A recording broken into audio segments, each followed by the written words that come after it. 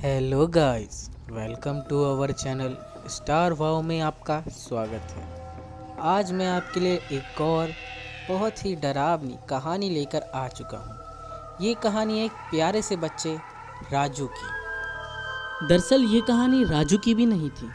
ये कहानी उसके चाचा प्रमोद की थी, जिन्होंने राजू को ये कहानी सुनाई थी। प्रमोद जो कि एक बहुत ही बड़ी कंपनी में काम करता था।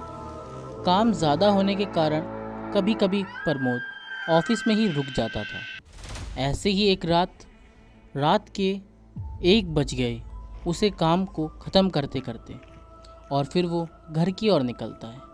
वो घर जाते वक्त उसे याद आता है, इस रास्ते पर तो कंस्ट्रक्शन का काम चल रहा है, तो मुझे कोई और सा रास्ता लेना चाहिए।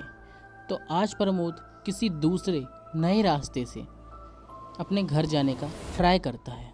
इस दूसरे रास्ते पर एक कब्रिस्तान पड़ता है, और प्रमोद की किस्मत इतनी ख़राब थी कि उसकी बाइक वहीं ख़राब हो जाती है। अभी रात के 2 बज रहे थे और इस इलाके में आसपास कोई नहीं था। तो प्रमोद अकेले ही गाड़ी को स्टार्ट करने की कोशिश करता है, और शायद प्रमोद की किस्मत अच्छी थी कि वो गाड़ी स्टार्ट हो गई। लेकिन अब बहुत देर हो चुकी थी, क्योंकि शायद कोई बुरी आत्मा प्रमोद की गाड़ी के पीछे सवार हो चुकी थी। क्योंकि प्रमोद गाड़ी लेकर थोड़ी ही आगे पहुंचा था कि उसे ऐसा फील होता है कि गाड़ी का वजन पहले से ज़्यादा बढ़ गया है।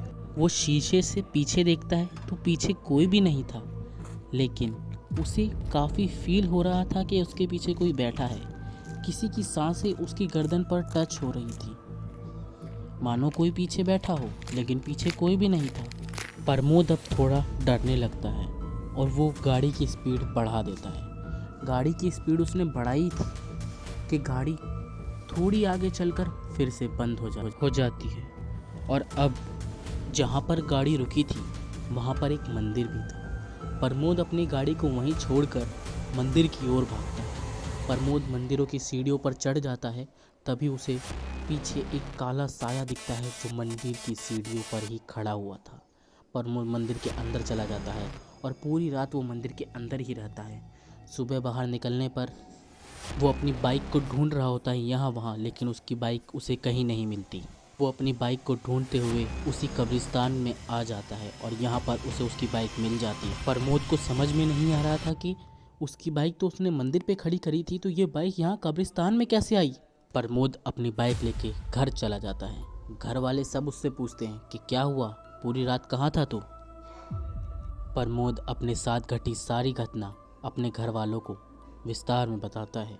घर वाले ये सारी बात सुनकर बहुत ही डर जाते हैं और वो प्रमोद की नज़र उतारते हैं और उसकी बाइक पर भी गंगा जल छिड़कते हैं। प्रमोद की सारी बात सुनने के बाद पूरा परिवार बहुत डर में था, इसीलिए वो अपने घर में एक रामायण का पाठ कराते हैं।